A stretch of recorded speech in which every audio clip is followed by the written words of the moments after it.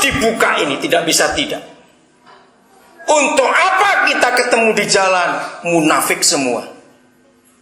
Harus ada berani yang memulai. Katakan amin. Dan jangan didiamkan ini. Maka itu, ya apa itu Pak? Katakan, siapa yang harus mulai? Kita golongan yang paling kecil. Kita punya kekuatan cuma doa. Oke. Stop. Sekarang Bapak baca Lukas 12. Saya minta Bapak pendeta yang baca. Buka semua. Saudara beri tanda Matius 6, kita belum selesai. Walaupun kecil Pak, kita diperhitungkan. Lukas 12 ayat 22. Dengar firman ini saudara. Maka itu tolong hamba-hamba Tuhan, majelis-majelis, mulailah sesuatu. Tanpa kita berani memulai, setan tidak akan pernah berhenti bekerja. Ayat 32, maaf saya salah. Ya. Lukas 12 ayat 32, ya. Bunyi firman Tuhan.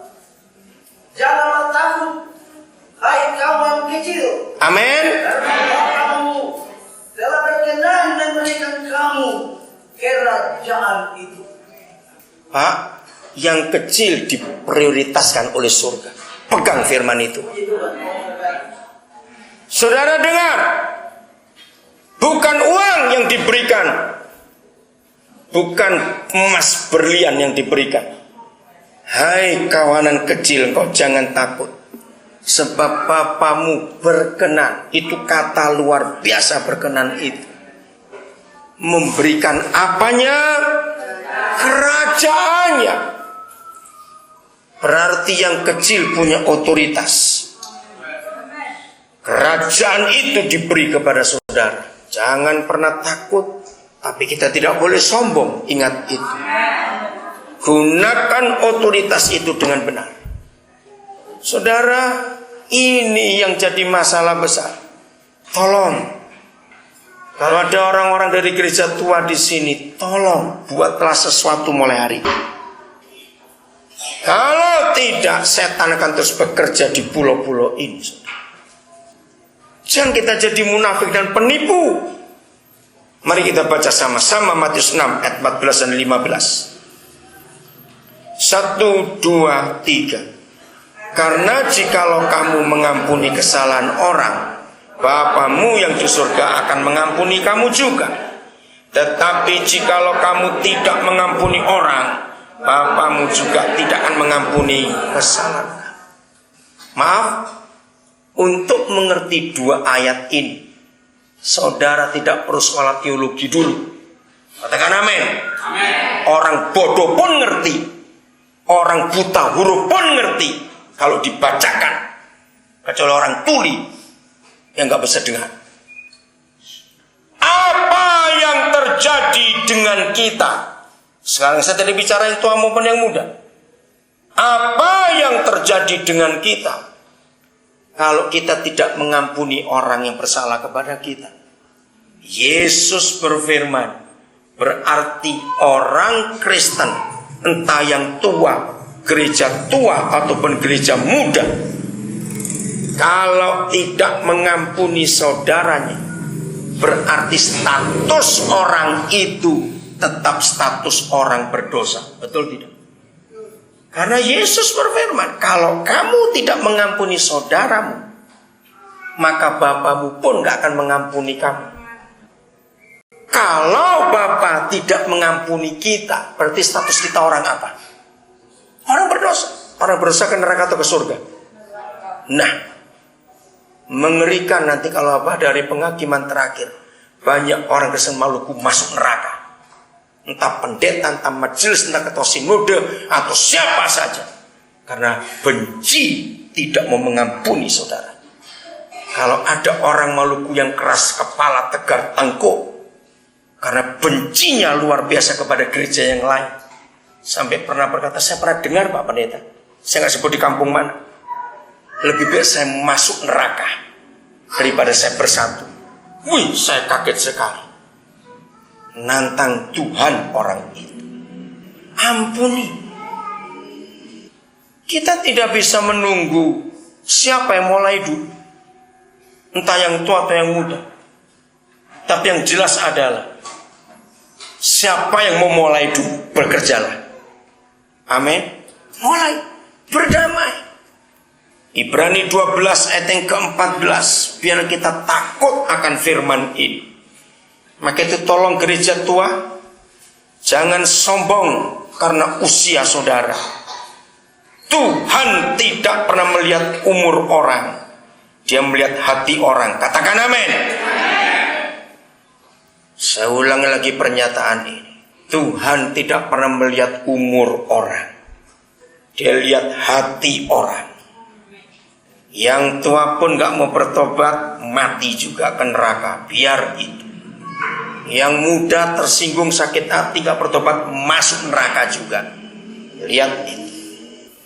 Berusahalah. Nah, saya stop dulu sampai kata ini. Kalau firman ini berkata berusahalah, itu berarti tergantung Tuhan atau tergantung kita? Tergantung kita. Juga tidak tergantung orang lain. Betul? Tergantung kita. Berusahalah hidup damai dengan berapa orang? Ini firman luar biasa. Dan kejarlah kekudusan, sebab tanpa kekudusan tidak seorang pun akan melihat Yahweh. Saya mulai terangkan dari kalimat terakhir.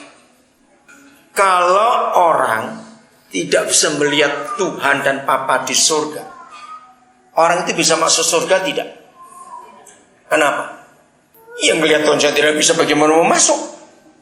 Jadi akan ada pendeta, majelis, ketua sinode, penginjil, orang Kristen hebat yang tidak berzina, tidak membunuh, tidak mencuri, tapi tetap masuk neraka.